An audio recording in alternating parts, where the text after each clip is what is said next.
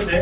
ಇಲ್ಲಿನ ಪಂಚಾಯತಿ ಅಧಿಕಾರಿಗಳಾಗಿರ್ಬೋದು, ಬೇರೆ ಯಾರೇ ಆಗಿರ್ಬೋದು, ಇಲ್ಲಿನ ಸ್ಥಳೀಯರು ಪಾಪ ಮಾಹಿತಿ ಕೊಟ್ಟಿದ್ದಾರೆ. ನೋಡಿ ಇಲ್ಲಿ ಚರಂಡಿ ವ್ಯವಸ್ಥೆ ಹೆಂಗಿದೆ ಅಂದ್ರೆ ಊಟ ಮಾಡಕ್ ಕೂಡ ಆಗೋದಿಲ್ಲ ಇಂಥ ಜಾಗದಲ್ಲಿ. ಪಾಪ ಈ ಫ್ಯಾಮಿಲಿ ಅವ್ರು ಹೆಂಗಿರ್ತಾರ. ಏನಕ್ಕ ಚರಂಡಿ ಹಿಂಗ್ ಇದೆಯಲ್ಲ?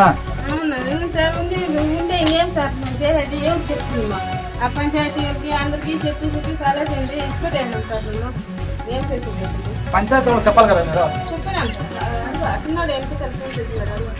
ಸ್ಥಳೀಯರು ಕೂಡ ಇರ್ತದೆ. ಯಾಕಂದ್ರೆ ಪಂಚಾಯತ್ ಆಫೀಸ್ ಅಧಿಕಾರಿ ಕೂಡ ಏನು ಕೆಲಸ ಮಾಡ್ತಾರಲ್ಲ ಊರಿನ ಈ ತರ ತುಂಬಾ ಕಷ್ಟ ಆಗಿರುತ್ತೆ. ಬಟ್ ಏನ್ ಮಾಡ್ತಾರೋ ಗೊತ್ತಾಗ್ತಿಲ್ಲ. ಈಗಿನ ಜನರ ಮಧ್ಯೆ ಬಂದು ನಮ್ಮ ಅಭಿವೃದ್ಧಿ ಅಧಿಕಾರಿಗಳಿಗೋಸ್ಕರ ಇಲ್ಲಿನ ಅತಿಥಿಗಳಿರ್ಬೋದು, ಮನೆ ಕಟ್ಕೊಂಡು ಸ್ಥಳೀಯರು ಏನ್ ಹೇಳ್ತಾರೆ ನೋಡೋಣ ಅಂತ ತಿಳ್ಕೊಂಡು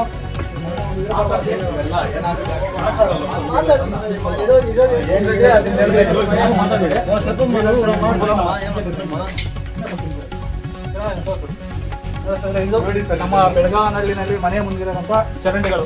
ಇಲ್ಲಿನ ಗ್ರಾಮ ಪಂಚಾಯತ್ ಅಧ್ಯಕ್ಷರಾಗಿರ್ಬೋದು, ಇಲ್ಲ ಅಧ್ಯಕ್ಷರಾಗಿರ್ಬೋದು, ಅಭಿವೃದ್ಧಿ ಅಧಿಕಾರಿಗಳು ಏನ್ ಕೆಲಸ ಮಾಡ್ತಾರೋ ಗೊತ್ತಾಗ್ತಲ್ಲ. ಎಲೆಕ್ಷನ್ ಬಂದಾಗ ಮಾತ್ರ ಓಟ್ಗೆ 1000 ರೂಪಾಯಿ 100 ರೂಪಾಯಿ ಕೊಟ್ಬಿಟ್ಟು ಓಟ್ ಹಾಕ್ಸ್ಕೊಂತಾರೆ. ಮನೆ ಮುಂದೆ ಗಲೀಜಿರ್ತಾರೆ. ಇಲ್ಲಿ ಮನೆಯಲ್ಲಿ ಊಟ ಮಾಡ್ಬೇಕಾದ್ರೆ ಯಾವ ತರ ಮಾಡ್ತೀರಾ? ಏನು ಸರ್ ಊಟ ಮಾಡೋದು ಫುಲ್ ಸ್ಮೆಲ್ ಬರುತ್ತೆ, ಊಟ ತಿನ್ನಕ್ಕೆ ಕೂಡ ಆಗಲ್ಲ. ಯಾಕೆ ಸರ್ ಇಲ್ಲಿ ಪಂಚಾಯತಿ ಅವರು ಯಾರು ಇಲ್ವಾ? ಸರ್ ಹೇಳ್ಬಿಟ್ಟು ಬಂದಿದ್ದೀವಿ ಸರ್, ಏನು ಮಾತಾಡಿ ನಾವು ಬರ್ತೀರಿ ಅಂತೇಳಿ ಏನು ಬರೋದಿಲ್ಲ, ಏನು ಇಲ್ಲ.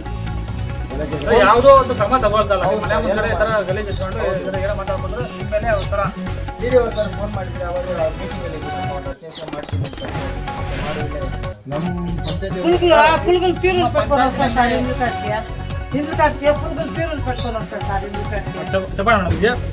ఇక్కడ గలీజ్ పెట్టుకుంటారు.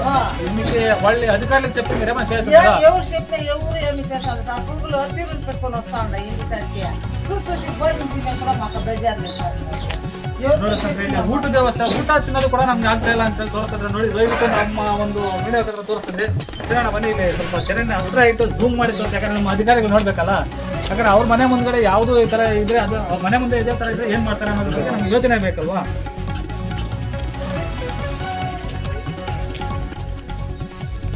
ಈ ಕಡೆ ಯಾಕೆ ನಿರ್ಲಕ್ಷ್ಯ ಮಾಡ್ತಾರ ನಮಗೂ ಗೊತ್ತಿಲ್ಲ ಅಧಿಕಾರಿಗಳು.